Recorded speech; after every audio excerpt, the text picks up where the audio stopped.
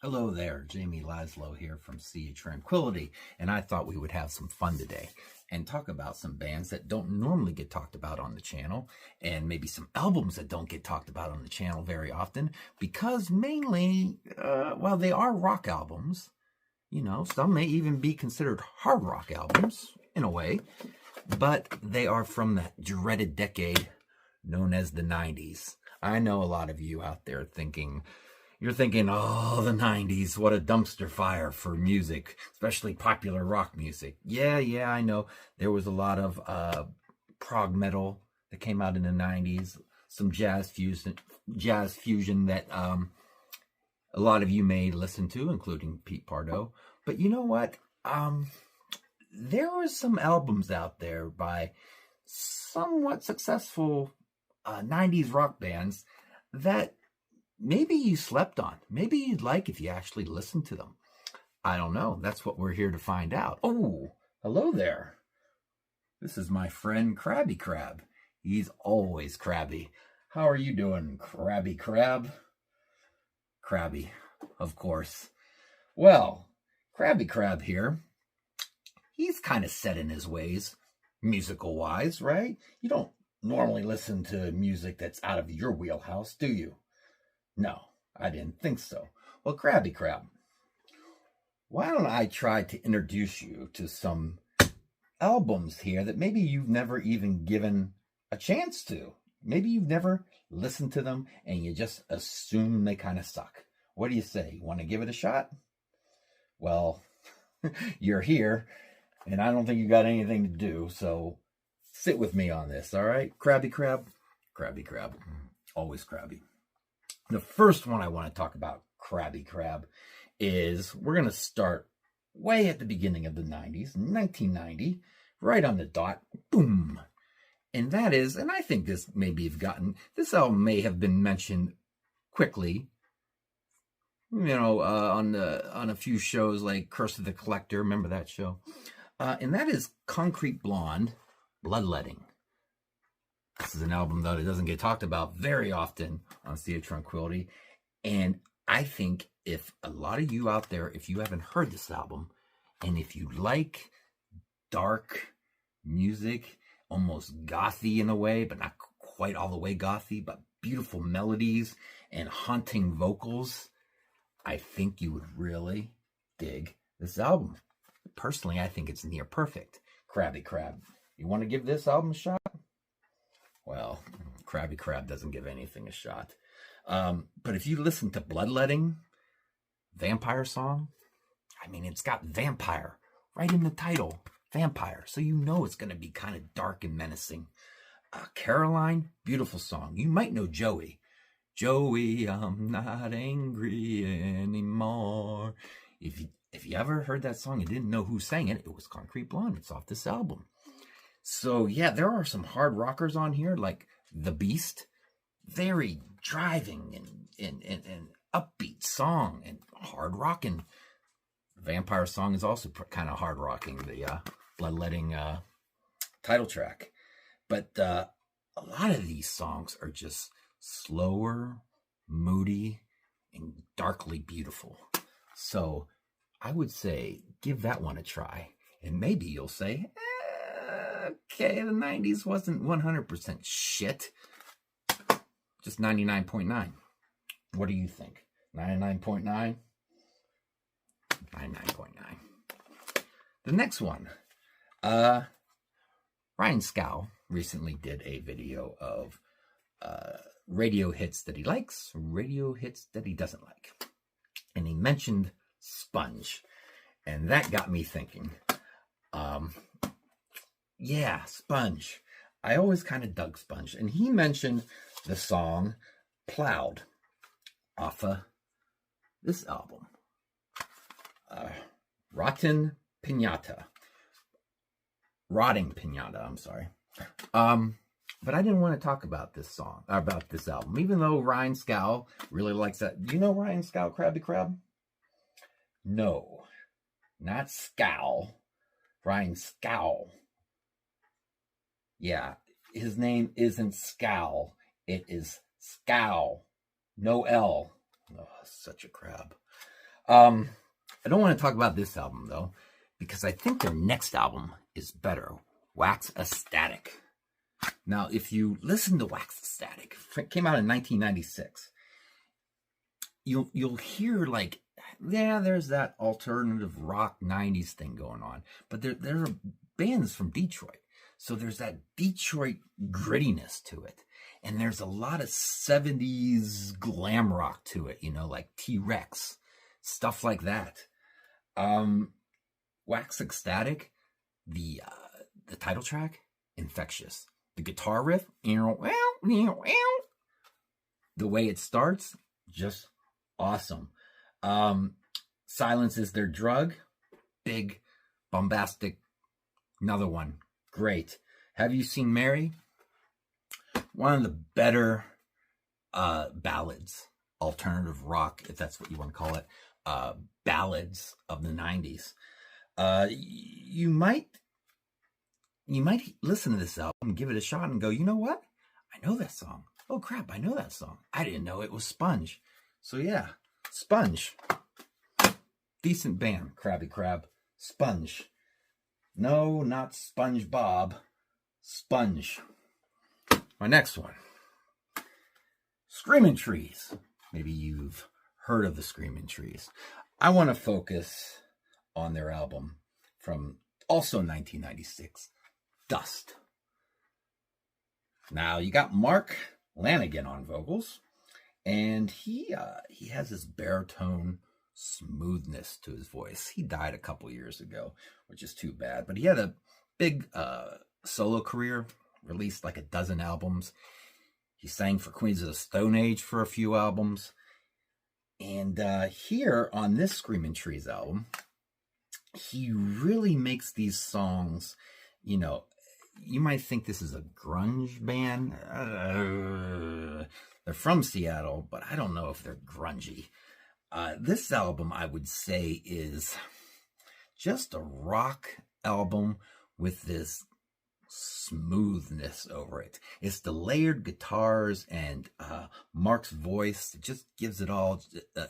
It's not like shimmery, you know, it's not overproduced or anything, but there's just this smoothness to it. If this came out today, we'd be talking about how it's a cool stoner rock album or a little desert rock album, kind of almost desert rock. But because it came out in 96, we got to call it bad alternative rock, which isn't the case. Listen to All I Know. That was the hit. It was played on the radio a little bit. That is a beautiful song. And Dying Days, oh my goodness, Dying Days is almost like this, almost got a gospel feel to it. Great song. But there isn't a bad song on here. Actually, the last song is called Gospel Plow. So, another album, Crabbie Crab, Screaming Trees. Give them a shot. A tree. They're on dry land. You don't see them very often. You come out and you fuck around on the sand a little bit and then you go back in the ocean. I know. But trees. Next time you come out of the ocean, look around you. You'll see them. Palm trees, probably. Anyways, next one. Crabbie Crab. Do you live in a hole? Do you live in a hole? Well, maybe you would like the band Hole. There you go. Now, this might be a hard sell because maybe a lot of you don't like Courtney Love. Maybe you find her obnoxious. And I get that. I understand. But this album, it's not the same as their previous album before this. How many albums did they have before this one? 1, 2? I'm not sure. This one is very breezy, very California. You could imagine driving down the strip with the top down with this album on. What was the hit off of this one? Celebrity Skin. When I Wake Up in My Makeup. Maybe you remember that song. Very cool song.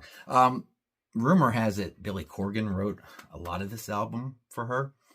And he did. I mean, he gave them a lot of his better songs, to record, if that is true. You got darker songs on here like Petals, which ends the album, but it all has this, it's just easy to digest. It's easy to listen to. It's easy to enjoy. And Courtney Love's vocals are pretty good on this. Malibu, that was another radio hit at the time. Malibu is a fun song. This is a fun album. Whole Crabbie Crab. Try Whole. Even if you've heard other Whole songs and you weren't a big fan, give this one a listen. Little nugget from the 90s. Going into 1999, we're getting towards the end of the decade. Mike Ness, cheating at Solitaire. I need some water. I don't live in the water like you, so I need some water every once in a while. Crabbie Crab. Lead singer of Social Distortion, cheating at Solitaire, Mike Ness. Now, Social Distortion started off as a punk band. Then, kind of around the mid-90s, they became like a hard rock band. And then they started turning into a band that's just doing Americana type music. A lot of acoustic-driven songs. Here, he's kind of getting his Johnny Cash on. A lot of these songs, that picture is what these songs sound like. They have a late 50s, early 60s feel to them. All kind of having a more contemporary feel, of course, at the same time. But The Devil and Miss Jones, just driving, and it's got a darkness to it that's really cool. And Mike Ness got that snarl still to his voice. So even when he's doing like Don't Think Twice, the Bob Dylan cover, he still has that little snarl to it, which gives it, like, this isn't a punk rock album, but his snarl gives it that punk rock feel. Misery Loves Company is a ballad, not a ballad, but a duet with Bruce Springsteen, of all people. And it rocks hard. Crime Don't Pay. You Win Again is just a beautiful, slower song. Cheating at Solitaire. This, I'm in Love with My Car. No, not the Queen song, Crabbie Crab. This is I'm in Love with My Car. So I guess it's a little bit, so you can tell the difference. It's a little bit different with My Car. Fun song. If You Leave Before Me, Long Black Veil. Okay. Listen to it. If you're a fan of like Johnny Cash and that type of thing, give Mike Ness's Cheating at Solitaire a listen. I think you might like it. Now, this band is known for being a 90s band, but this came out in the year 2000. So I'm going to include it. All right? No, it's not Cheating, Crabbie Crab. I'm going to include it. And the band is Everclear. And the album is Songs from American Movie, Volume 1, Learning How to Smile. This album now,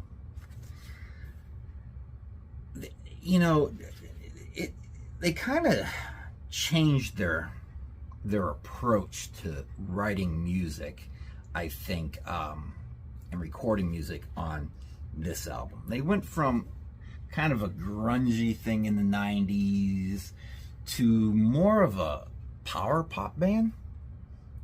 When this one hit, think power pop of the 90s mixed with 70s Paul McCartney and Wings, maybe. Yeah, I think that's the best way to do it. With 90s, that 90s sound still in there. But I mean, here we go again. Fun song, AM radio. It'll just bring you back to the days when you were listening to the AM radio, when you're mom or dad was driving and you were in the back seat and the radio was on. Brown Eyed Girl.